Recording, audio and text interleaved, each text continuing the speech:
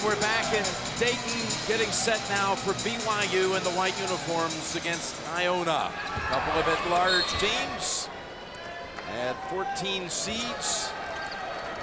And this should be quite a matchup. Jim Nance along with Clark Kellogg, Steve Kerr, and Tracy Wolfson here courtside at the University of Dayton Arena.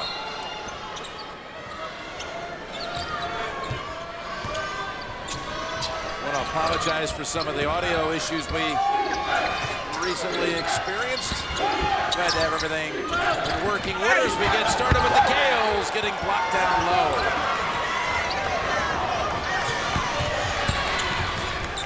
BYU 25-8 on the year. Hartsock with the turnaround, no, and the rebound pulled down by DeZouvre of the Iona Gales, who are 25-7 this year. Inside, DeZouvre is fouled on the shot. And that's going to be on Hartsock. There's Tim Luce in his second year on the Iona bench. He played in an NCAA tournament game for St. John's against that Joe Barry Carroll bunch from Purdue. Some 30 years back. He's done quite a job here in his second season. And Dave Rose, talking about doing a great job taking BYU back to the tournament. The 6th straight year the Cougars are in the field. Here's the pass, snap to Zylstra, back to Davies, and then the rejection by DeZouvre. Well, you see the kind of pace that this game is going to be played with. Both teams really want to get up and down the floor. We're going to see a foul on Abuo. And I think, Clark, what I'm interested in is how much does BYU run? Because their advantage definitely lies inside with the big men, Davies, and of course Noah Hartsock. Well, Dave Rose told me yesterday they want to play fast and they want to get good, quick shots, but they need to do it through the post. And the fact that both big guys can run, as DeZouvre knocks one down, and then they forget about Davies behind the press. Well, that was a quick basket to match as Davies left alone. Obviously a missed assignment there on that pressure defense. Iona's going to try to put a lot of heat on Matt Carlino, the BYU point guard. And if he can handle it and get the ball up the court, the Cougars will have plenty of scoring opportunities. There's Jones blocked. And actually they'll call it a tie. Up the arrows going to BYU. Here's who's on the court right now. You look at the first 5 from each side, and what do you think, guys? Well, Lamont Jones is a terrific scorer. Momo Jones, Armand, a great shooter for Iona. Both of these teams score the ball extremely well. 83 points a game leads the nation for Iona. BYU is averaging 78 points a game. Skilled players, so I think we're going to see a high quality of basketball, though a good steal by DeZouvre. Boy, is DeZouvre off to a good start. Had that block, the jumper, and now the lay-in. You can see the way Iona plays. They're kind of like a poor man's Missouri. You know, they've got 4 guards and a really good big man inside in Glover, and they're going to spread you out. They're going to mix up their zone and their man-to-man as Carlino misses the jumper. And they want to get out and score. Abuo hits the shot for BYU. Boy, Abuo epitomizes the kind of guys I label value-utility guys as Momo Jones. Cast one from 3. This does a lot of things that go beyond his numbers and stat line. Loose balls, rebounds, toughness. The extra pass, he might not get a lot of assists, but he'll make the pass that leads to the assist. Rotating defensively, I mean, he just gives you all of the intangibles you want. This kid's got a great, I'm not talking about a good stroke. This kid, Sean Armand, has a terrific stroke. BYU's Davies had picked up a foul. He's got one. Hartsock has one, 2 of the stars for the Cougars. Here is Davies. Baseliner bouncing around a couple of times. No. And that's off Abuo. Back to the Gales. Yeah, I don't like that shot. That's something that BYU likes to do. They're normally at their best when they're playing fast, but against Iona, I think they've got to be a little more judicious with their shot selection and go inside. That was a kind of a fadeaway 17-footer for Davies. And that's a settled shot as opposed to an intentional shot. Go and get what you want. And I'm right with you on that, Steve. The inside out. Davies, who forces the steal. Carlino takes it inside and scores. Nice move by Matt Carlino, the freshman from Scottsdale, Arizona. But quickly at the other end, it's Jones scoring. They will run on mades or misses. And here's Abuo. And this is what Iona's going to feast on. Quick shots. And they're going to come right back at you. Nifty move, and it results in 2 for Machado. Scott Machado, senior from Queens, and racing down at the other end. Boy, what a pace we have here early. No surprise there, Jim. Davies lays it in. That was a great move. Down around a couple of Iona players on the baseline to free himself.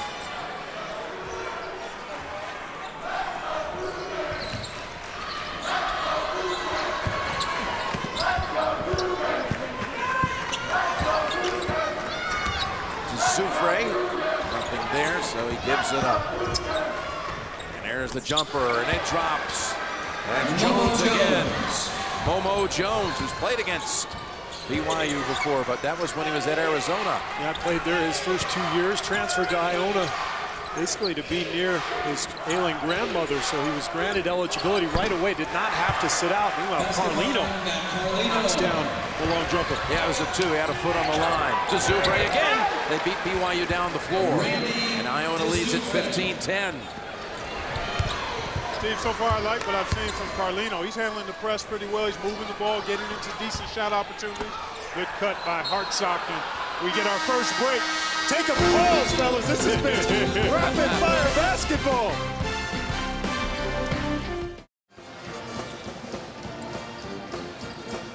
So BYU to inbound here, trailing 15-10. Took a while to have 25 points on the board in the first game. Yeah, like 2 hours or so. Yeah, how about 10 minutes? Actually, about 12 and a half minutes, Jim. Got a turnover committed by the Cougars. And on run, that's that stroke you talked about, Clark. I'm telling you, you give this guy any kind of space and time, he is splashing that thing from anywhere inside the building. BYU turns it over again. Just look at the form on the jumper. Textbook. Armand delivers it. He had 10 threes in a game earlier this year at Madison Square Garden. Set a record. This is a nice record to have, by the way. Yeah. It's the all-time Garden record. Yeah, not just college. Not just college, not just, nobody in the NBA has ever done that. This is Sean Armand with 10 threes in a game at the Garden. Building record. When you play with a guy like Machado and you have the stroke that he has. Whoa, he's done it again. That's a 2 now. They had a foot on the line. Doubled up BYU here in the early stages at 20-10. BYU, a Sweet 16 team a year ago. And now they've turned it over a third straight trip. On, doubled up, and that forces the turnover. BYU trying to end a 7-0 stretch here by the Gales. Zylstra. Don't get sucked into that if you're BYU. Open shots in this game are not enough. They've got to be good open shots that make Iona guard. Yeah, that's exactly right, Steve. You're all over. Glover dunks it home. Iona's hit its last 8 shots from the field. Timeout, BYU. Iona explodes to the early lead by 12. Dave Rose called that timeout, trying to settle his team down. Got a little sloppy, turning it over, and the Gales lead it by 12. The dilemma for Dave Rose is that his team really likes to play up-tempo. And so I think they feel like if they slow it down, they're not playing their game. And they're not themselves. Right. But the problem is they're taking such quick shots. They've got to do this, get the ball inside, move it, go side to side with it.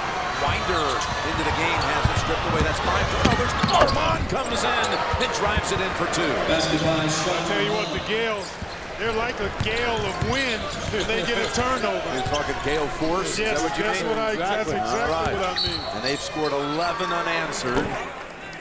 Got an Iona foul down at this end of the floor. It's on James. That time you saw Glover take the ball off the rim and take a couple dribbles. That's something he's added to his game this year. They've got several guys who can lead the break. Winder missing on the two-point shot.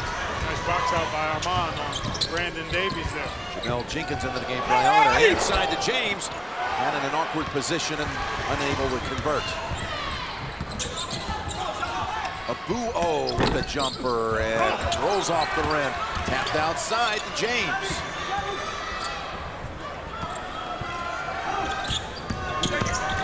Whips it back to Glover. Put back by James. Boy, this team is fun to watch. They really are, Steve. They're skilled, they're unselfish, and they're excellent in the open court. Davies tries to dump it off to Hartsock, and that's another BYU turnover. Nate Austin checks Watch in every BYU. 2012 March Madness game live on your computer, iPad, iPhone, or select Android phones with NCAA March Madness Live. Visit ncaa.com/March Madness for more information. So BYU brings in another sub. Nate Austin comes into the game looking for the right combination as the Cougars trail the Gales by 16. It's just 7.5 into the game.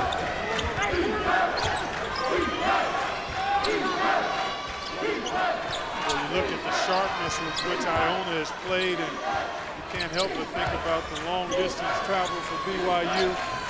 Actually went through a little bit of a practice when they got here yesterday. Inside. They really find people. Souvre back out to Jones. One on the shot clock. Oh, what a hit. Momo Jones beats the shot clock and then gets the ball into his hands at the other end. That was a two-point shot he made. Now driving in. Blocked by Austin. Carlino short with the shot. Underneath Silstra, pinned under the cylinder. Has to come out with it. Jim, Steve, I think BYU has to find a way to get something at the rim. No question. These quick perimeter shots are just fueling the Iona Gales. Iona, some were questioning, did they belong in the tournament? Man, are they showing their stuff right now? Iona, in its history, with one NCAA tournament win back in 1980 over Holy Cross. And right now, let's get the Powerade sideline report with Tracy Wolfson. Well, Jim, you mentioned it before the break. Iona was one of those teams that many didn't feel belonged in the tournament. Head coach Tim Cluess, he didn't even know if they would get in, so he didn't hold a viewing party. He didn't want them to be disappointed. So the players went one way, the coaches went another. When they saw that they got in, they ran to campus, they celebrated, and now they are here, and they say it's about proving they belong. Kind of like another team we know from last year's First Four, and Cluess made sure to bring up VCU, saying anything is possible, guys. Very good parallel there, Tracy. VCU came out of Dayton. And they went on, of course, all the way to the Final Four, to the national semifinals before they ran out of Butler. Hey, you know, there's nothing wrong with having that edge, that hunger, that desire to want to prove, but you better bring some game with you, too. And both of these teams, we talk about VCU last year, and this team right here, they've got the ingredients to get it done. I mean, they've got skill and talent, togetherness, unselfishness. And it'll be interesting to see again this year if we see a pattern of rhythm and timing and momentum which VCU had by playing this extra game. That is Hartsock scoring inside. That ends a stretch 15-0 run by Iona. And don't forget, BYU hasn't played in 10 days because the WCC conference tournament was the weekend before most tournaments. That's right. Jones has the shot contested. Loose ball picked up by Winder. Steve, I think that's a great point. You know, Roy Williams has always said, and I think he got it from Dean Smith, that you build momentum in the tournament. But when you have extended layoffs that disrupt the normal routine of practice and games, it takes a little time to get reacclimated to that. Winder with the three-point shot. Glover goes to the other side, unable to convert. Ahead to Zylstra. Dave Rose has gone with his backup point guard. Yeah, Cusick to replace Carlino. And Cusick really steady. He's a guy who's going to slow the ball down a little bit and kind of get it inside. Carlino was a little out of sorts there to start the game. And I think this was a nice move. Give Carlino some rest and let Cusick settle things down for his club. The winner to take on Marquette in the next round. And that's now 7 unanswered by BYU. Hartsock. And a timeout called. Forget the shot. Timeout called by Coach Klus. So BYU with a little flurry here. 7 unanswered. Welcome back to the first 4 presented by Northwestern Mutual. A night where the Dayton Arena was graced with the presence of President Obama and Prime Minister Cameron from the UK. And they were here for game 1, left in between games. And now on Air Force One heading back to our nation's capital. There'll be ongoing talks with Prime Minister tomorrow. Here's the pass over to Jenkins, and Jermel Jenkins hits the jumper. That basket all made by the pass. That was clearly a basket that resulted because of a good on-time pass right when the shooter was ready to catch and throw. We saw the other adjustment that Dave Rose has made, which is he's going to this zone the last few possessions. So he's doing a good job of trying to regain control, or at least gain some kind of control in this game in terms of tempo. Cusack, backup point. Ball tapped around, and Austin has it. And tried to bang it out of bounds off the leg of an Iona player. But the Gales were able to get the recovery. Jenkins, pull-up jumper, no. Tapped into the hands of Austin, who's been lively in his minutes off the bench. He sure has been. He and Kusic both have done a nice job, and there's Austin. And now he hits the 3. So BYU cut it to 10, being down by as many as 18. Well, you know what both of these teams have, don't you, Jim? Spurt ability. Right on cue. That's the first of the tournament. Smythe with the jumper, and BYU and its backups, many of them out there on the floor right now, trying to turn this around. Here's the same point on the floor, not this time for Austin, and Glover with the rebound. Glover, 2 straight years, first team all conference.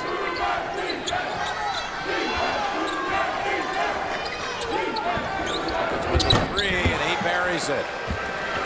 Boy, they have a lot of guys who can fill it up. They do. They really do, Steve. Tough shot. Well defended, in fact. It was Machado who was defending. Iona saves it over by the bench. Oh, look at that pass. Puts it up ahead, and a foul. Going to be a foul on Zylstra. Zylfrey is able to cash in. What a pass up the floor. Man, this is why NBA scouts have been flocking to the Iona campus this year. This kid's passing ability, he's an NBA player. And you see his vision and his unselfishness, his strength. Boy, Scott Machado, beautiful. He keeps it simple, too, Steve. You rarely see him try to do the spectacular. He stays pretty simple. 7 dimes already. That's crazy already. What do you think about Machado. that? I mean, he's on pace for about 26 assists. But I love the way he gets his head up right away. He looks off defenders. He just plays with such great pace and tempo. Never out of control. Always understanding the situation and surveying what's in front of him. It's like the game is going slower for him than everybody else. Rashad James getting a second stint on the floor. Backup junior from White Plains, New York, for Iona.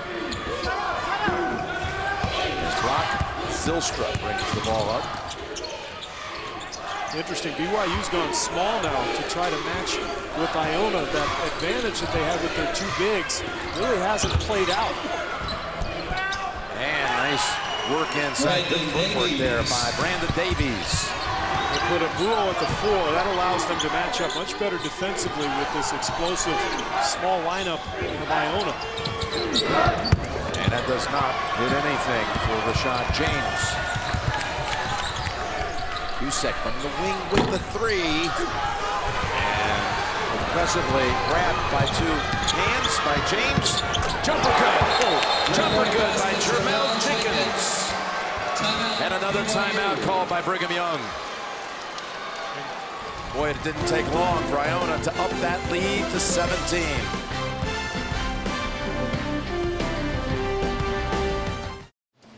We're talking about, in Iona, the #1 scoring team in the country. This group, I don't know how they average only 83 a game. Yeah, really. That's what I'm saying. But all of these teams you see on your screen are in the tournament. Yeah. And then you saw BYU 13th in points per game. So, boy, but another spurt here by Iona has pushed this lead back out to 17. For BYU, you've got to go inside first. Davies, and that pass right into the hands of Jenkins. Here to come up the floor. Machado takes it home for 2 more. I'll tell you what, Steve, I'm really impressed with the speed of this team. Oh, man. I've watched them on TV and tape a lot, but it doesn't do justice to their speed from one end to the other. 11-2 run, and Carlino unable to hit it from 3. Look at these passes and how quick they get it around. Smythe almost got caught. There's Machado. He hits the 3, a 14-2 stretch, and now doubling up BYU at 44-22. It's the extra pass. Every possession, they make that extra one. Davies gets all the way to the rim. But you just love the unselfishness of this club. How about the spacing too, Steve? Oh, boy. I know you relish that. That's why I mentioned, the Missouri comparison. Yeah. Good call. The way that team spreads you out. And here's that extra pass we're talking about. You see Smythe, he has it. Nope, Machado's got a better one, and he knocks it down. Clark Kellogg, you guys have uncovered one other great little stat that tells the story here. 14 assists on 19 made field goals. How about this other one? 14 assists, 2 turnovers, 7-1. Good teams have about a 1.5, 1.6 assist to turnover ratio. They're at 7-1 right now. Well, again, when the selection show was broadcast on Sunday night, there was an immediate outcry by a lot of folks. Wait a minute, Iona, you're going to take 2 teams out of that conference? It had been since 1980 the last time that conference produced an at-large team. That would be Manhattan, which went on, by the way, to beat Oklahoma in the tournament. And look what they're doing so far. Tracy made a great comparison with the VCU story from a year ago. And it's so similar in terms of the way each team plays, too. Great passion, great energy, togetherness. Glover knocks it home. Mike Glover. Well, that's the other weapon they have. They can go inside when they don't have a transition hoop. That's going to go back to BYU. Glover, an all-conference selection, average 18 points, 9 boards per game. And what a perfect complement to all these shooters. When you got a big, strong guy in the middle for those drop-offs and offensive rebounds. He's crafty down there, too, because he's really not that tall, but he's long. And there he is getting his hands on the ball there and creating a transition opportunity. Shot hits the trailer. Now that's a beautiful assist and a foul. That's that court awareness right there. These guys get up on you in a nanosecond. Do you hear me? I mean, that ball was deflected at the foul line, and I'm telling you, it was at the rim in about 2.2 seconds. Well, Machado orchestrates it, and he's got about 4 or 5 guys around him who can run. That's what I mean. Make threes. It is beautiful to watch. It sure is, man. They call soccer the beautiful game. Yeah. When you play basketball like this is the beautiful game.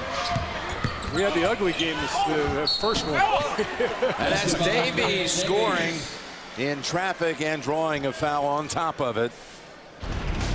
No offense to Western Kentucky, Clark. It just wasn't what we're watching here. I mean, this is totally different.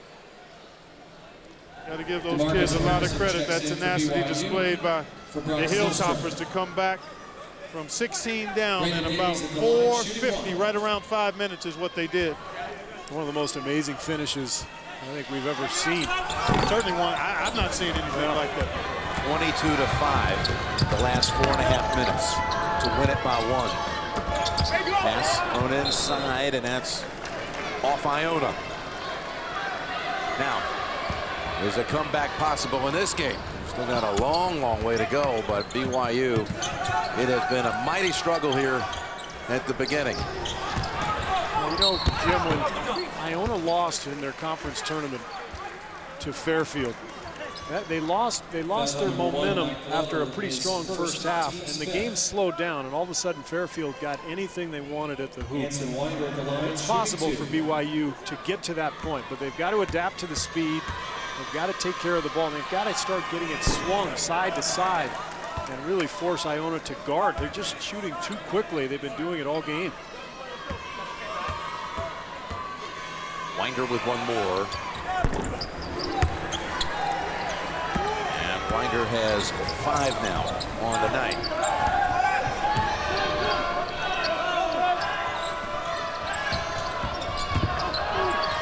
Machado wraparound pass. He's got another assist. It almost didn't go down for Glover.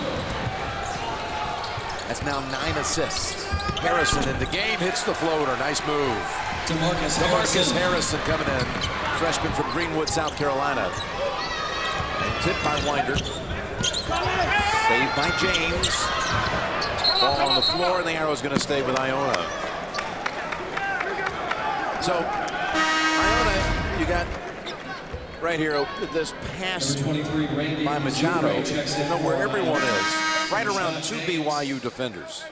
Yeah, he's strong enough to get in and play through contact. He's always on his feet, and he's got his eyes on everybody. I don't know how BYU can slow this down, Steve. Can you see a way they get it slowed down effectively? Well, because they're at a disadvantage speed-wise. They tried zone. Yeah. They tried some zone, and they may have to go back to that, but Iona shoots the ball so well. Right. It's at this end, though, where I think they can have some success. Hartsock. You know, the other thing that might help is not only if they score, but if they can get to the foul line. Right. That's one way to try to slow down a high-octane team. Glover again. Mike Glover. And to be fair to BYU, I mean, Iona looks like the Miami Heat right now. I mean, this is an incredible performance. Armand may have. No, he seems like a joker. I thought he maybe had tweaked an ankle or something. Carlino out, Cusick in for BYU. Smythe coming back on the floor for Armand, shaken up. Armando appears to be okay. Beautiful spacing there, Jim, on that drive and draw and dropping off the dime from Armand to Glover. But the spacing, outstanding.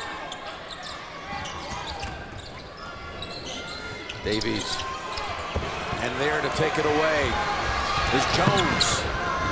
Smythe to the corner with the 3. No. Jenkins off the mark that time.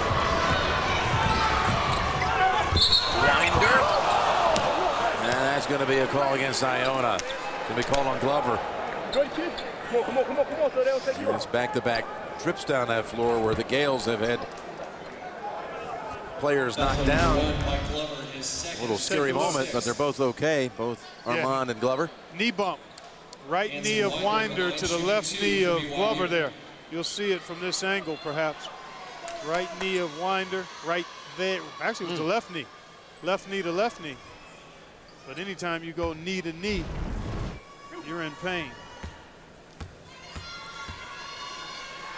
Winder at the line. He'll have another one. Iona's going to bring out Taj Ridley. We thought he might start the game, the junior from Bronx, New York. He has been starting, not nearly the offensive weapon that DeZouvre is in terms of his perimeter shot. And I think the reason for the switch was just to try to put as much pressure offensively on BYU right from the beginning. And it obviously worked. Now it fails to fall, but they get an open shot every time, don't they? Facing the floor. Davies out of control. Out of control, yeah.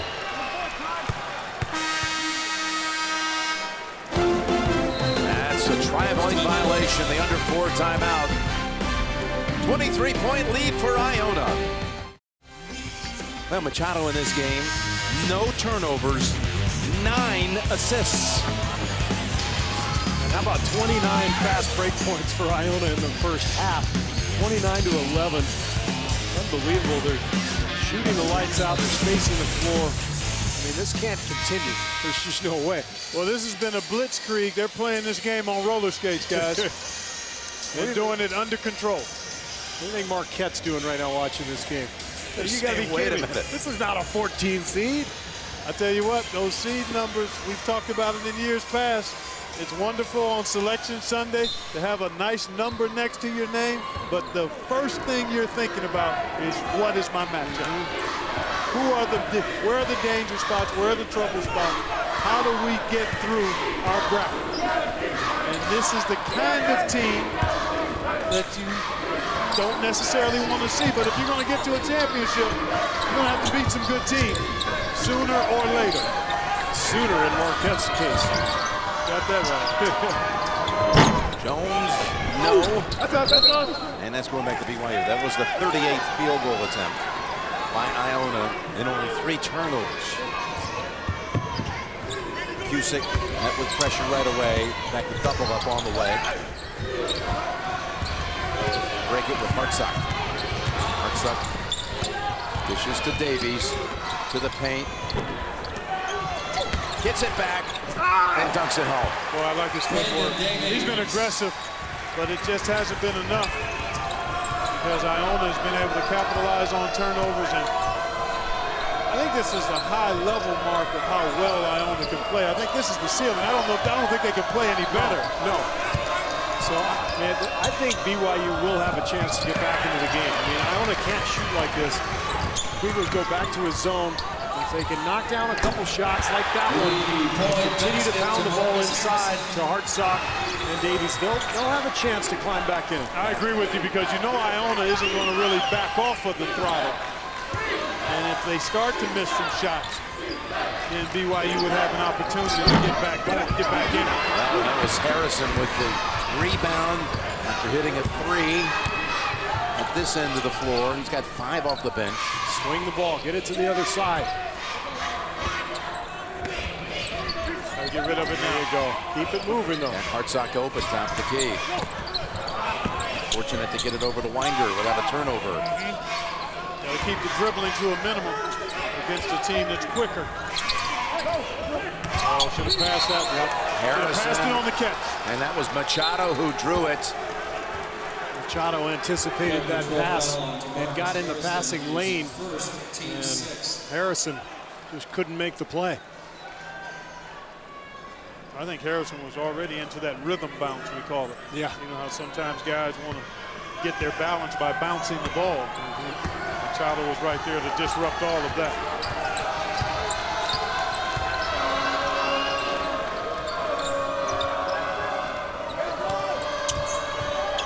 Final 90 seconds of the first half. Inside to Zoufre, that slides off the front of the rim.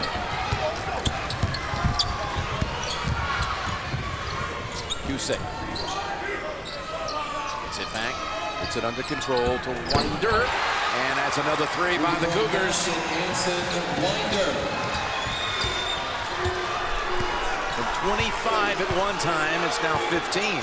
Well, they're finally starting to take care of the ball. You know, they're getting clean passes from one side to the other, and all of a sudden things are freeing up a little bit for the Cougars. Inside, off the rim for Ridley, and that's going back to BYU. Coming up, AT&T at the half. The guys in Atlanta will recap game 1 here in Dayton, plus a Naismith watch presented by AT&T. It's all coming up on AT&T at the half. Reach in call against Zoufre. And it'll be a 1-and-1. That's number 23, Randy Zoufre. Coach Dave Rose and his team trying to work it down to a margin they can deal with in this second half. Well, they're almost there. Yeah, I agree with you. That in a game played at this pace, you know, a 12, 13-point deficit can be overcome in a matter of minutes. Missing the 1-and-1. well, you need to cash those in. Now you got to come up with a stop here. You'll most likely have another opportunity if you're BYU offensively. So a stop and a chance to score, and you've got an awful lot to feel good about in these last 3 minutes. It's been a 9-0 run by the Cougars. Make sure you don't let him shoot it. Armand. And Hartsock. Make sure you get the last one now. Gains control of it. BYU now with 20 seconds. Busek on the wing. That's short. Could have had the last shot of the half. Exactly. Exactly. Instead, Iona can cash in. And he's on the line. That's Ridley on the in line. And BYU has plenty of time here to get off a good shot. 6.6. Futility both ways there. Poor shot clock management. Because after BYU didn't take the last shot, Iona should have. For sure. Machado thought he had a layup for his teammate, but Ridley just couldn't come up with it. Tough pass to handle. That's Machado's first turnover.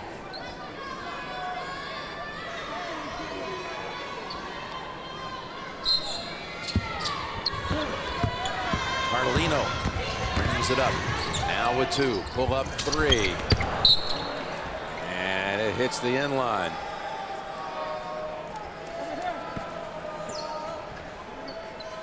So Jenkins will inbound for Iona. Don't see anyone at the far end of the floor. Not much time to catch and shoot here. And they'll just take the huge lead to the locker room. BYU closes with a 16-6 stretch. But Iona leads it 55-40 at halftime.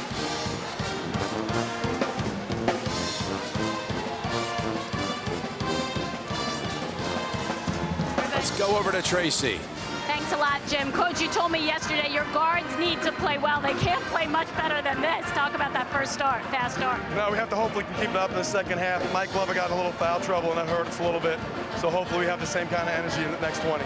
Well, we did. We saw an improbable comeback in the last game. So how do you make sure they keep this pace up? And we just have to keep rotating bodies in and out, you know, to try to keep our guys fresh, and anything's possible in these games. Thanks a lot. Good luck. Jim? Coach Kloos, who played for Coach Louis Carnesecca at St. John's before transferring over to Hofstra. Long family history with St. John's. His team, an impressive first half.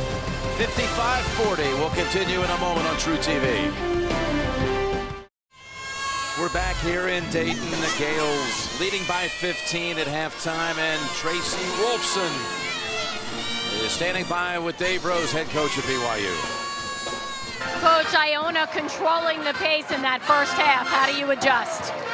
Well, we got to stop turning the ball over. We turned the ball over so many times, which has led to fast break baskets for them. And then when we do score, they race that ball back up really quick. So we got to protect the basket, kind of guard inside out. But this is a really good team with some really good guards. Thanks a lot. Good luck in the second half. All right, thank you. Jim? Well, he knows a thing or two about guards. He was a guard on a bunch of Final Four teams for legendary coach Guy Lewis at the University of Houston. But they did shut down Iona there the last 4.5 minutes without a point. How do you see this going here? Part of it was Mike Glover was out of the game, and then they took better care of the ball and got some quality shots.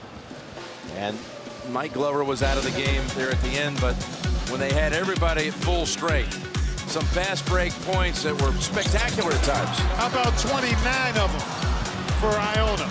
Armand here, right to the rim. Jenkins pushing it ahead. Here's Machado making sweet music. There you see the numbers. How about 59% shooting? 17 assists on 24 made field goals, and I just talked about that. The fast break points plus 12. So now, and those 13 turnovers were just a killer, but we did see, as you mentioned, Jim, in the last few minutes, you sensed a little bit of a change in the pace and the momentum because BYU finally started to take care of the basketball, get better shots. So we'll see if they can establish that here early in the second half. You know, every team has a ceiling and a basement. We saw, I think, the ceiling of what Iona can do. I don't know if they can play much better than they did in that first half. Now, somewhere between the basement and ceiling is where most teams are. Let's see how it plays out here in the next 20 minutes. Hartsock has it swatted away, and that's a reach-in call on Carlino. Fouls on number 10. Like what I saw there, though, Steve, they did go right inside to try to get Hartsock an opportunity in the post. He was just denied without drawing a foul. Hartsock in that first half with 6 points. BYU goes back to that 2-3 zone, which I think was at times effective in the first half. Looks like they're maybe even trapping out of it a little bit, though. Here they go. A hard trap, but in the neighborhood, boy, you can't reach there. Davies got a break. You'd like to see him step on that baseline and dissuade that drive. 15 on the shot clock.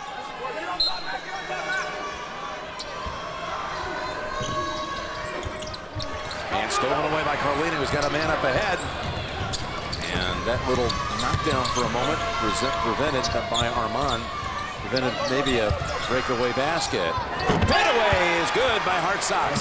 That's his shot. He loves stepping back over that right shoulder and kind of beating the defender to the punch, just beating him up, to the release before the defender can get a hand up.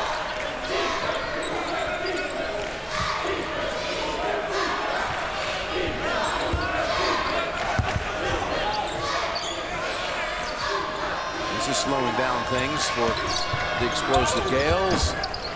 Hitting the shot is Machado. Machado. Carlino lost the handle going up. Right back Machado. And a foul as he takes a spill to the floor. Had that one last little dipsy-do fake with the head like he was going to give it up. Noah Hartsock is second, team second. Just looked over to his right. That was enough to fool the BYU defender and Machado at the line. A couple of big hoops. I mean, you could just feel that BYU, they cut it to 13. The game was slowing down a little bit, but all it takes is 1 or 2 possessions. Iona gets right back into their groove. Well, you heard Dave Rose talk about we've got to take care of the ball, and what leads to that three-point play? The turnover. Winder off the mark with that, and it's Glover with the rebound. You didn't like that one. I didn't like that one. Yeah, I saw you throw your hands up in exasperation there. Here's Harrison taking off Machado, coming back to defend. Oh, and it is able with all that spin to find his way home.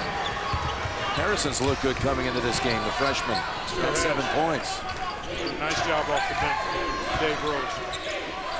And you need that when things are coming fast and furious and you're down big right away. You need those second unit players to come in and make an impact.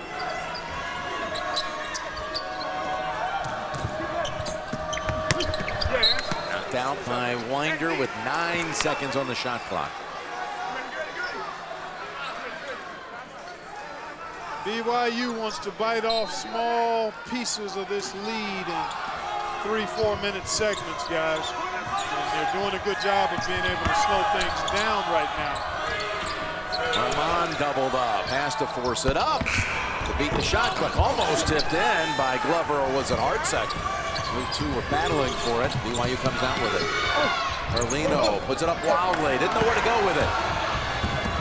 Glover takes middle, goes wing. Machado bounce pass back. There's another one of those beautiful assists. That's what Carlino has had happen to him here, is he's gotten in a rush in the game. He's turned it over, but he's also taken some quick shots. There you go.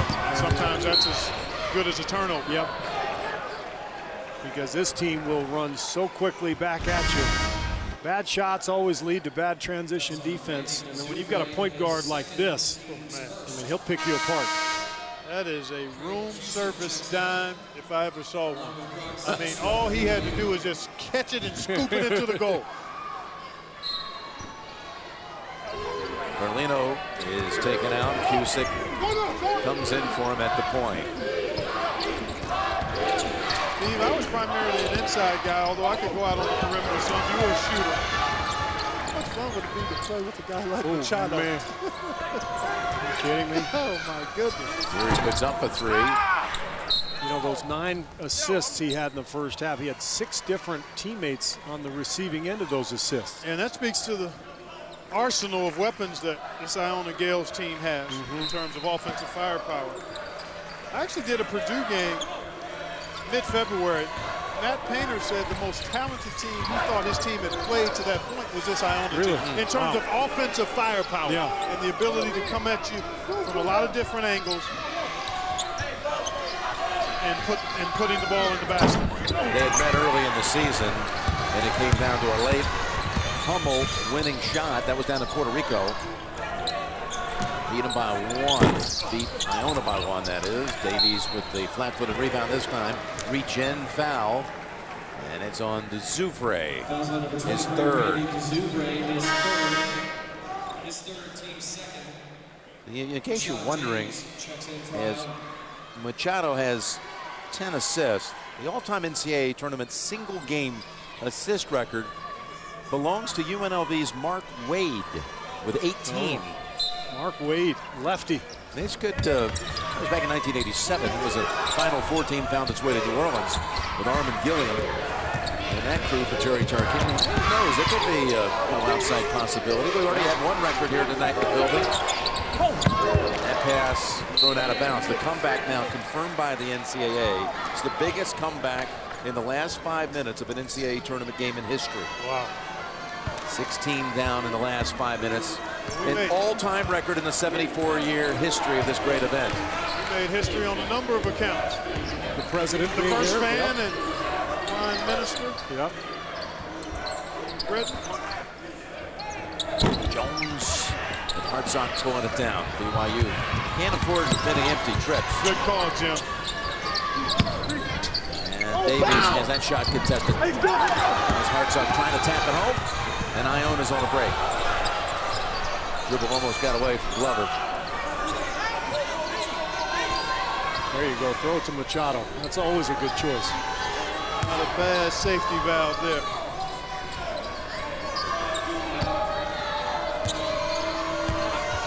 But Jim, you're so right on it when you talk about not being able to afford many empty trips if you're trying to come back against a high-powered team when you're trailing big.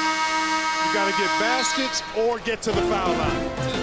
They head to the benches with Iona back in front now by 18. Welcome back to the first four presented by Northwestern Mutual. There it is, the tournament record established in the first game, the biggest comeback in the last 5 minutes. Mini game in the history of the championship. And this is the 89th game in this arena. That's the most of any single site in history. And then think of some of the moments here, like you mentioned one, Steve. Boston Car game was here. 61 points for Notre Dame. I think that's the NCAA record. It is, and it took place in a game against Ohio University back in 1970, and the Bobcats are back in the tournament this year, and there's a young lad playing for Ohio by the name of Nick Kellogg. Clark, good luck. Thank you. To your son. What a great story, that team. Fine young man. I've had a chance to meet your son on a couple of occasions and made large contributions to them, to their cause this year. You notice he's a much better free throw shooter than you ever were. Oh, no question. He's got a nice like stroke. 91% or something. He doesn't get there a lot, but he makes, good when he does get there. He can fire to the three. Yeah, he can stroke it from deep. He's worked really hard on that. We're excited for him, proud of him, and looking forward to seeing what the Bobcats can do against the Wolverines on Friday in Nashville. I think it'll be a very competitive matchup.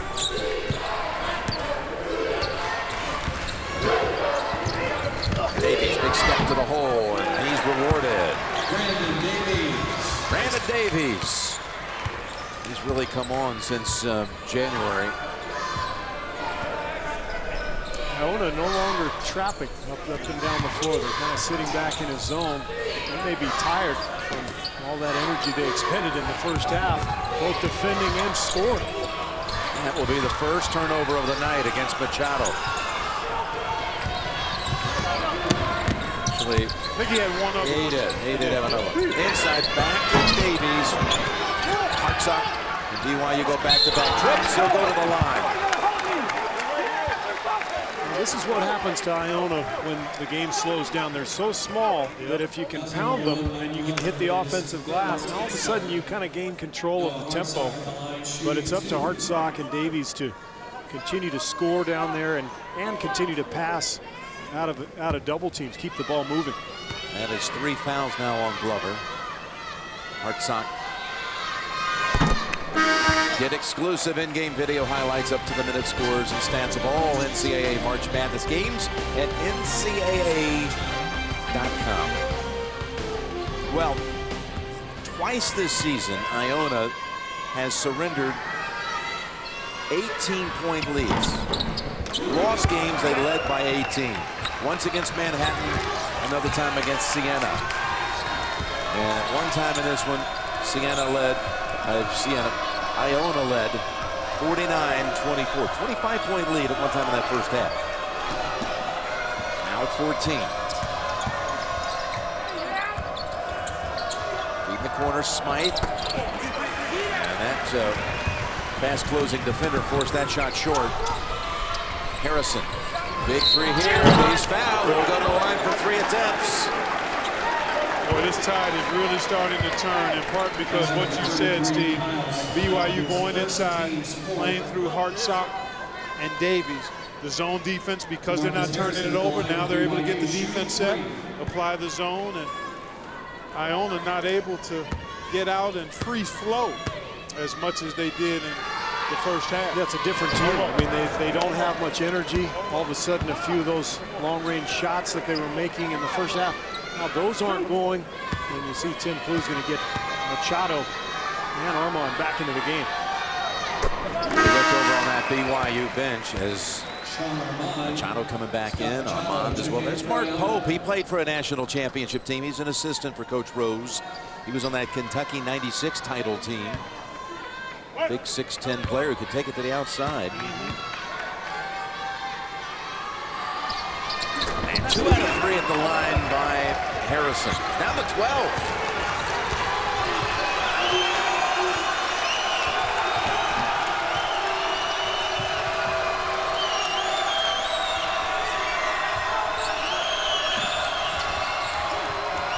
Machado.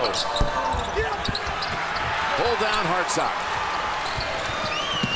Nothing easy in this half for Iona. Everything's been a jumper. They're not forcing the turnovers. They're not pressing. They may want to get back to that press. The pressure that got to BYU in the first half. And Davies cuts it down to 10. Is it a building of comebacks tonight? BYU with new hope. Turnaround jumper, and it's down to 10. Johnson handling the sideline chores as Steve, you will be dispatched to Omaha. Clark and I, along with Tracy, will all be heading to Greensboro for 2nd and 3rd round action. Ken Mack and Jim Cornell will honcho the production and direction of the broadcast tomorrow, doing a superb job here tonight. There's been an exciting night of basketball in Dayton, and this one's starting to get, well, it's starting to pick up in the interest level because it was all Iona early as BYU comes out with another theft. 25-point lead at one point in the first half. Redmond blow him out of the building, and this could cut it to 7. Silstra. They've figured out what they're doing finally. It took them a long time, but the ball movement, the spacing, the tempo, and it feels like Iona almost like trying to bleed out the clock. There's just way too much time. That's what it looked like. You know, Steve, we're watching them. The zone, though, can cause you to get a little tentative. Yeah. It really can. If you don't have a really intentional mindset about attacking seams and trying to get that ball moving, the zone can lull you to sleep. This is huge. Harrison with a 3, down and out. Good look. Iona wanting to run again, like they did in the first half. Machado had his close down from the floor, taps it back. Armand with the 3. Glover inside, and that's a tie-up. Arrow stays at this end with Iona. You know, you go back to the last 4 minutes, almost 5 minutes of the first half. Iona has scored now only 7 points in almost 14 minutes of action. BYU back in it. BYU in the second half mounting a very nice comeback. Well, you see the patience that Davies has had, the turnaround jumper. He's made a couple of nice passes, but this zone from Iona has been picked apart by BYU. And look at the ball movement now. Hitting wide open shots, playing with some confidence. They believe now that they can win. It's up to Iona to respond.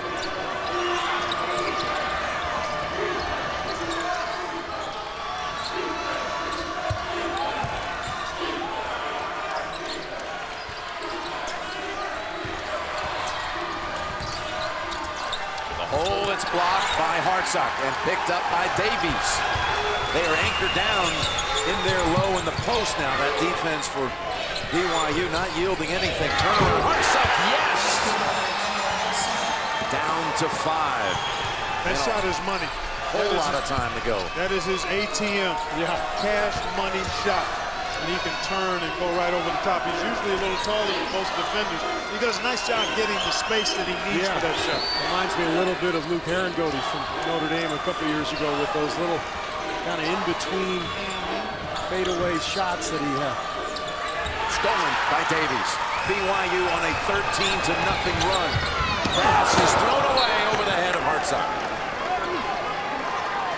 Only the 4th turnover in this half for BYU after 13 in the first half. They've really found a lineup that has worked for them. Cusick has come in, done a nice job of controlling the ball. And who knew that DeMarcus Harrison would see important minutes here tonight. Hardly played in the WCC conference tournament. Yeah, that conference, which has put St. Mary's and Gonzaga also into the tournament field. It's a strong one. BYU gets the ball back. Iona just stifled there on offense. They've gone over 7 minutes without even scoring.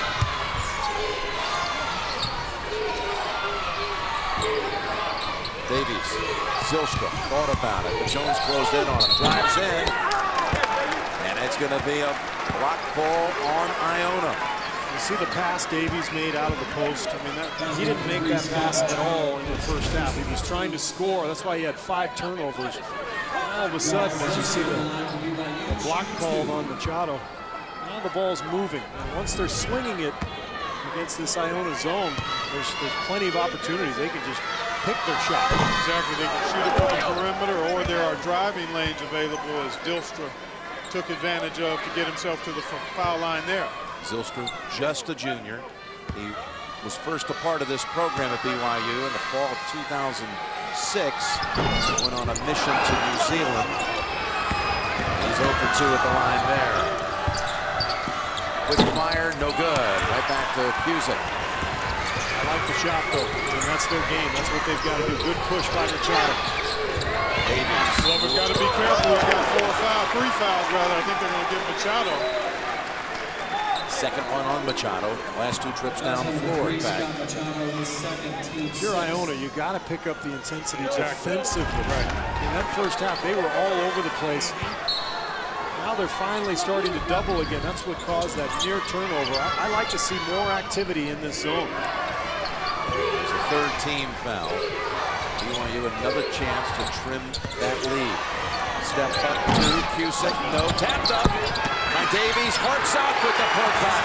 The 2 big guys from BYU are controlling the inside now. 3-point game.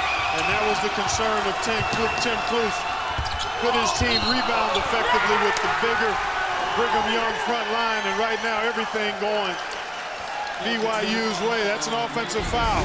No basket. The Zouvre called for the charge. There's a good look for Cusick, and then Brandon Davies keeping the ball alive. And there's Hartsock to finish it off. And there's Brandon Davies there, closing it off. The Zouvre, by the way, with 4. And he is going to guard the inbounds pass. He's still out there. Inside of 9 minutes to play. A 3 would tie it. Again, the 2 men inside, and the ball's knocked out by Iona. And you can see the pressure didn't even bother BYU that time. Those were turnovers the entire first half. They found their spacing. Iona may be tired, though. They're not nearly as quick to the ball as they look. That's a good point, Steve. They do look to be less engaged here, and that's key. Hartsock down the one. 62-61. BYU has never led in this game, trailed by 25 in the first half. Iona, just nothing happening at this end. Almost 9 minutes without scoring. The last 17 points to the Cougars. And that's going to be a reach-in on Cusick. His first. Only the third team foul on BYU, so still in good shape there. How about the job by Dave Rose to change this thing up and his team holding the Gales to only 7 points in this second half. But I think it was the offense that became the defense for BYU. Because they were able to score the ball and play inside out, it allowed them to get into this zone defense. Iona's missed its last 11 shots. Here's an open look from the wing, and yes! That's a big one by Jermel Jenkins. And that was a three.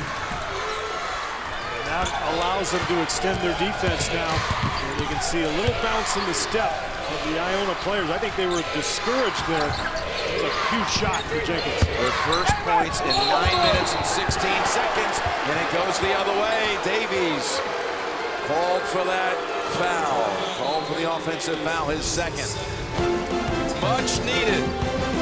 Senior from Union, New Jersey, drills it from the corner. Gales back up by 4. A little summary of the game that suddenly tightened up all the way down to 1. BYU got it down to 1, but then the big three by Jenkins. Ball will be inbounded by Iona when we return to the Ford. Jim Nance, Steve Kerr, Clark Kellogg, Tracy Wolfson here in Dayton, Ohio. What are we in for here for the rest of the way, you think, Steve? It's going to be interesting. Hartsock has been terrific in the second half. BYU really playing its game.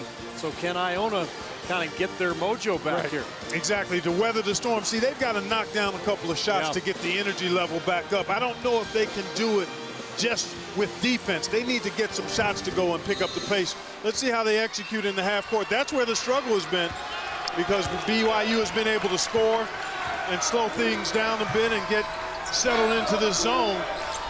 Iona has to be able to attack it, get into the seams, and then knock down some perimeter shots. You saw Machado's numbers. Different story from the first half. Glover pinned underneath. And that's going to stay with the Gales. This zone has really flustered Glover. Big time. He gets the ball down there. They're double teaming, and there's really not much of an angle to throw the ball back out to the perimeter. That's why I think they've got to do it on the perimeter. Penetrate and pitch, get in the seam. That's 7 on the shot clock, and that's the second time Cusick has reached in. That's a tough one there. You just mentioned, Jim. Single digits on the shot clock. The last thing you want to do is foul and reset it for the opponent.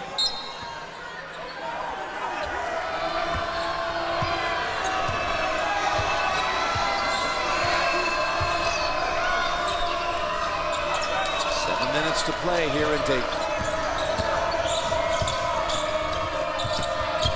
Jenkins has it stripped away. Cusick here's it up ahead to the corner. Harrison with a three. Again, back within 1. How about this young man's game tonight? Stepped up big time to Marcus Harrison. I'll tell you what, Iona has been far too passive and careless with the ball this half. Jenkins, he's the one player who's producing at that end of the floor this half for the Gales. You got to get into the seams against the zone. You can't be content to throw it around east to west. You got to get in the teeth of it. Well defended that time by Iona. And had a back foot out of bounds. Yeah, ran out of real estate there. It can happen sometimes when you're running that lane wide. That's a big break for BYU, because this is where good things happen. He was not out of bounds. He was not. His heel did not come down, so an unfortunate break going against Iona there. 11th turnover this half. It's a tale of two halves. That's what BYU was doing the first 20 minutes. Had a couple of times 25 down to 1. Will they be able to get it all the way back? Outside. Had it knocked loose. 19 seconds on the shot clock.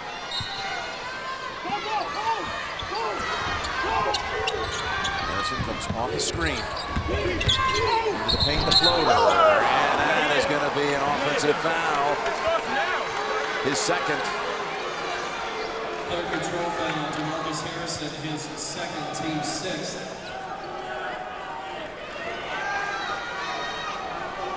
He's a nice-looking young player, isn't he, Harrison? Yeah. Good length, pretty good speed, nice stroke. Let's see if Iona can get back into the lane. The last opportunity was Jenkins getting into the middle of the free throw lane area for a nice little runner. That area is open if you can get that ball swung. And Jenkins not that time.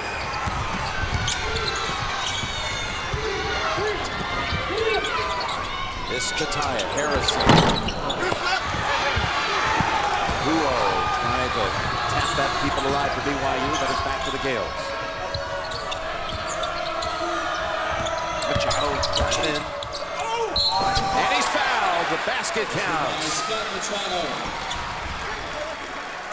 I've been beating this drum about getting that ball in the paint. Somehow you got to get into the middle, either with the pass or dribble. Good strong drive here.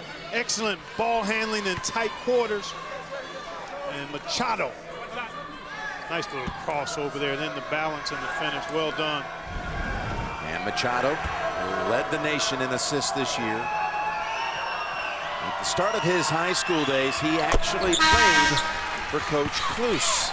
Coach Kluse was a legendary coach out of Long Island. 14 years at St. Mary's. We had the likes of Danny Green going through his program, later started at North Carolina, then went to Suffolk Community College for a year, CW Post for 4 years. He made the Division II Elite Eight. You know, when Kluse went to Iona, Machado ended up playing for Danny Hurley. Another legendary Hurley family name. Bad play for Kluse and Hurley in their high school career. BYU didn't have anybody back deep, but the missed shot by Dezufre. Zylstra, aware of his presence behind him. They have 4.5 minutes to go. The lead's at 6. Arczak has it knocked out of bounds on the shot. Well, the effort by the BYU defender here, that's Kusic, who gets back and causes Dezufre to change his shot, and he left it short. Well, you never give up on a play. If you can distract the shooter, sometimes it'll go your way.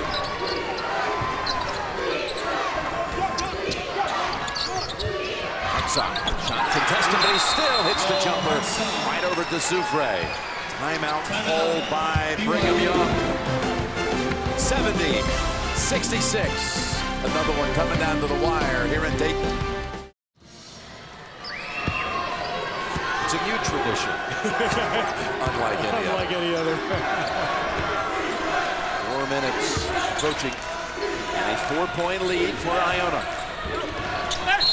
Glover had someone reach in on him on the way up. A little different way to attack the zone there. That was nice. They put Machado in the middle, and they found him. Not allowed Glover to run the baseline. The belly of the zone is in the middle, but a good call by you, Steve, that Machado, your best passer, cuts weak side to strong side to receive that pass, and he gets Glover an opportunity at the rim. We'll shoot 2.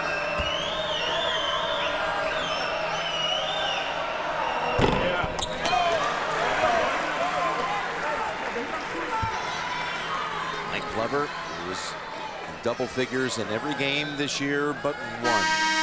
He's got 12 tonight. Most of that, though, coming early. He had 10 in that first half.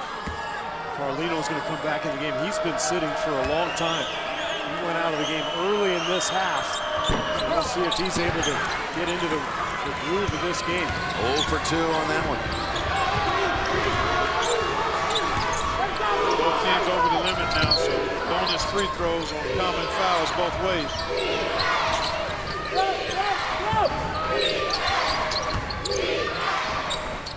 Turnaround shot, yes. Laker-like turnaround. But not at the wire. Automatic. Yeah. It is. It's a beautiful touch. It sure is. Got 20 on the game. 14 in this half. BYU twice has trimmed it to 1. Ashwin back up to 6.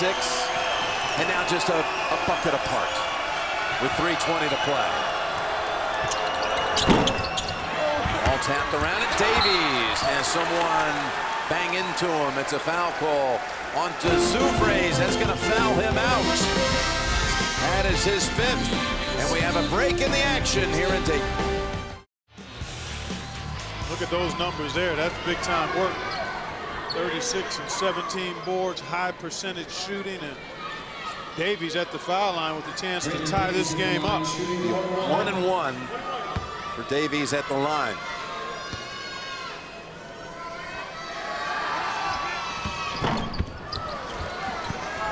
We have not seen great free throw shooting tonight from any team in the building. BYU 6 out of 14 for the night. And they've got him backdoor, missing the shot. That was Glover. Boy, that's the second one. Second point-blank shot that Iona has missed here in the last few minutes. Zufre had that lay-in in transition that he couldn't get to go. Doubled up outside. 2:39 to go. They're not going to let Hartsock beat him on this possession. 2 to tie, 3 to take the lead. Houston, Hartsock. This for the lead, and BYU has come all the way back from 25 down to now lead it. An amazing comeback. Guess I spoke too soon. Hartsock ends up with a wide open 3. They had been all over him in the early part of the possession, making sure he didn't have a good look. But BYU doing a great job moving the ball and finding their big man. He is on fire. Timeout, Iona. My goodness. Talked about tonight, you've never seen a comeback in the last 5 minutes like the one pulled up by Western Kentucky. How about one from 25 down at any point in the game? Got to be able to count. Wouldn't be able to count it on but one hand, Jim. And again, let's see how Iona attacks. Just down 1. But clearly, BYU has been dominant in this half, and the zone defense has really bottled up the Iona attack. 1:50 to go. Jenkins pass to the far side. They do not beat the shot clock.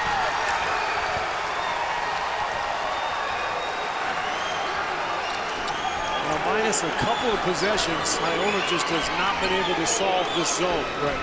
BYU really spread out, getting out to shooters.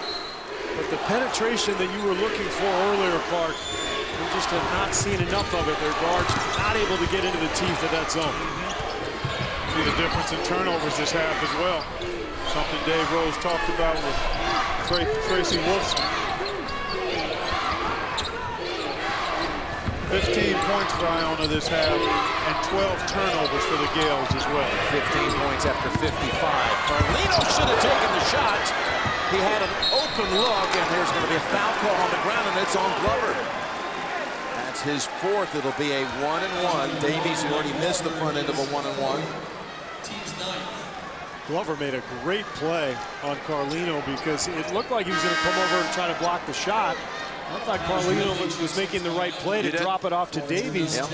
Glover kind of feinted at him, got back and got a hand on that ball. That's big because Davies, we just saw him miss a couple of free throws. And now these are pressure. Missing the front end before. He's Now a another 68% free throw shooter guy. So. Short. Rebound out to Jones. With 1:15 to play. Short never has a chance to go in, does he?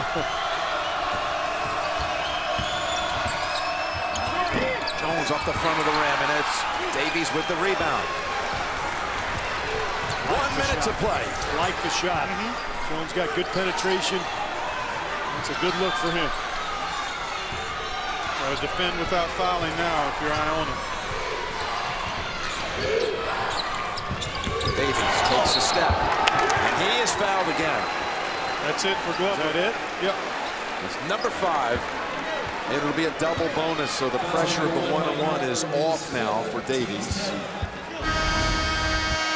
Tim Clues calling his team over with that 5th foul. You get kind of a added timeout. Yeah, kind of a pseudo timeout here, but that spells trouble. Glover, really the lone big man on this roster. Ridley will have to play that role now, but he's more of a smaller 4-man. And now a huge advantage inside for BYU. I got to think right now that the chair of the basketball committee, Jeff Hathaway, and that whole committee, feeling pretty good about these first night matchups. I mean, you talk about a harbinger of thrilling things to come. What an appetizer. For this NCAA tournament. Wow. I'm just shocked that Iona has 70 points right now with 45 seconds left in the game. They had 55 with 4.5 minutes left in the first half. Unbelievable. 2 shots for Davies. This one. Big difference between that 1 and 1 and the double bonus, isn't it? Yes. Iona's gone scoreless the last 4:20. Will it be a 2-point margin or 3? Make it 3. You don't need a 3 here if you're Iona. You need a quality shot. Although with Armand out there, if you can get a good look at the 3, you'd want him to take it. Armand passes it over to the corner. James looking for help. Back out to Machado, trying to create something. Bounces it down low, and it's rejected by BYU. Out with it is Zylstra. Doesn't need to go all the way home, but he takes it in, and he's fouled. He's fouled, and a chance at a 3-point play. Brock Zylstra. What a gutsy play. I thought he was going to maybe pull up and accept a foul and go to the free throw line, but he recognized a chance to maybe finish this game off, and he uses that strong body to get all the way to the hoop and draw the foul. Kind of like when you see a quarterback running in football and guys think he's heading out of bounds. He stayed in bounds and got the and 1. Knocks it down, 6-point margin, 23 seconds. Machado, 3-pointer, no. Rebound out to the Gales. Bank, no. Put back, yes, with 14 seconds and a timeout. 76-72, timeout Iona. Zylstra and the BYU Cougars looking for one of the great comebacks in school history. Coach Dave Rose in that huddle. You're going to talk about a fine moment. This is a team, of course, that was led by Jimmer Fredette last year. It was all about Jimmer, and of course, he was a great teammate. But now you come back a year later without him, and this team comes back and wins another 25 games. Coach Rose with 7 straight 20-win seasons, 6 straight years to the tournament, and would tie the legendary Stan Watts at BYU for most NCAA tournament wins. If they can close the deal right here, it would be his 4th in 7 years in the tournament. Hartsock to inbound. Carlino immediately fouled with less than a second. I know that Dave Rose, old college coach, Guy Lewis, watching down in Houston and beaming with pride at how he has coached this team back from a 25-point deficit. Trying to pull off a shocking comeback as Carlino has 2. You've known this kid since he was born, Steve. Yep, very good. Talking about Carlino. Yeah, very good family friend. Known him since his uncle, Brock Brunkhorst, played. He was a teammate of mine at University of Arizona. He's had a tough game today, but he's getting a reprieve here. He's going to get another shot in a tournament game against Marquette in a couple of days. It's 2. Jones with the 3. That's off the mark. Pulled down by Cusack, and BYU is going to win this game. Who could have imagined? Down 25 in the first half. They storm back to victory.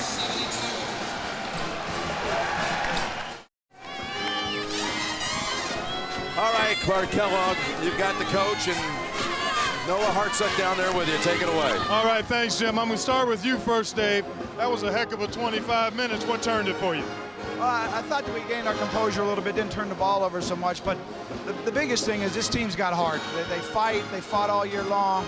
We've been through a lot, and I'm so happy for them to get a big win here. I mean, the zone defense seemed to really be active and engaged. Have you guys played it that well at points during the season? We played more zone this year than we played, the last 6 years. But I thought that the first 10 minutes of that game was so fast, and they were so good. But I kind of it tired them out a little bit. At the end of the game, they weren't as quick to the ball as they were early. Our transition defense got a lot better. We sent 3 guys back, but the heart of our guys got this one done.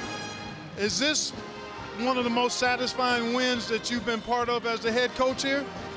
I love our guys to just keep fighting, to just keep battling. It's kind of a trademark of our program, and to put a stamp on it here in the tournament, it's exciting for us. Well, congratulations. I'm going to go over here and visit with the guy who knocked down some shots for you, He's too. the man. He's the man. All right, thank you, Dave.